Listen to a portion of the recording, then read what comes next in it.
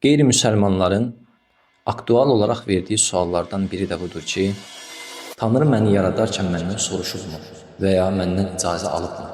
Birinci, bunu demək lazımdır ki, icazə məsələsi əqlən mümkün deyil. Çünki icazə almaq üçün ilk öncə icazə alınacaq varlığın olması şərtdir. Sağlam əqlin qəbul etdiyi kimi, insanoğlu sonradan yaradılmışdır.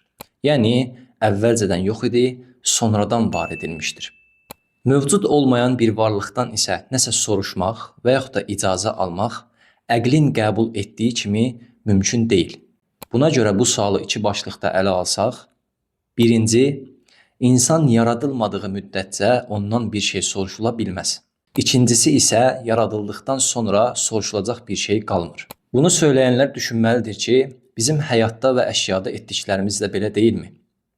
Məsələn, bir rəssam bir tablo işləyir və sənət əsəri ortaya qoyur. Bu zaman buradakı sənət, buradakı seçim rəssama aiddir, yoxsa tabloya? Deməli, hər bir əsər özünün deyil, sənətkarının seçimi olmaq məcburiyyətindədir. Var olmaq isə özü-özlüyündə bir nemətdir. Yəni, yoxluğa tərcih edilə bilməz. Əql sahibi heç bir insan öz varlığını yoxluğa dəyişməz. Özümüz düşünək, biz nə idik, kim idik? Bir heç. Heç deyərkən ağlımıza qaranlıq bir boşluq gəlməsin. Çünki bu qaranlıq boşluq da sonradan ortaya çıxmışdı. Yəni, gördüyünüz kimi biz yoxluq məfhumunu belə izah etməkdən acizik. Bu haldan Allah Teala bizi mərhələ-mərhələ bu dünyaya göndərir. Bəs insanoğlu, mən bir heç idim. Əvvəlcə yox idim, sonradan ortaya gəldim. Yəni, mənim olmağımla olmamağım arasında bir fərq yoxdur. Üstəlik, mənim seçimim olmadan mən bu dünyaya göndərilmişəm, deyərək öz həyatını heçə saya bilirmi? Böyük ölçüdə buna veriləcək cavab xeyirdir. Çünki əql sahibi heç bir insan öz varlığını yoxluğa dəyişməz. Bu isə bizə zənn etdikləri kimi varlığın bir yük və çətinlik olmadığını, əksinə böyük bir nemət olduğunu göstərir.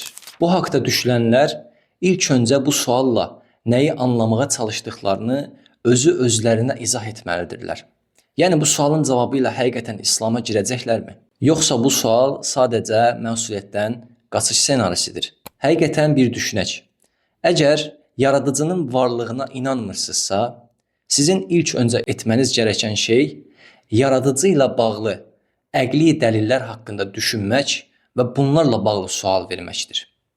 Yox, əgər bir yaradıcıya inanırsınızsa, bilməniz lazımdır ki, bizi yoxdan var edən, yoxkən bizi yaradan bir yaradıcı əsla sual verməyə möhtac olmaz, ehtiyac duymaz.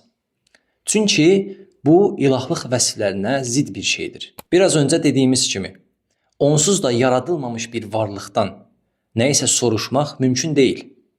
Yaradıldıqdan sonra da ondan bir şey soruşmağın, yəni səni yaradım yoxsa yox kimi sual verməyin mənası qalmır. Nəticə etibarilə bu sualın əsl mənbəyi məsuliyyəti istəməyən və bunu başqalarının üzərinə yıxaraq qaçmağa çalışan, ən gözəl şəkildə fayda götürməyə çalışdığı dünyanın məsələ bir sıra öhdəliklərinə gəldiyi zaman qaçmağa çalışan nəfslərdir.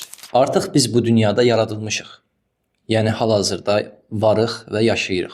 Gəlin, artıq yaradıldığımız bu dünyada nə üçün məni yaradarkən məndən soruşulmadı kimi məntiqə və vaqiəyə zidd suallar vermək əvəzinə mən bu dünyaya nə üçün göndərilmişəm, məqsədim, qayəm nədir deyə düşünək. Vəlhamdülillahi Rabbil aləmin.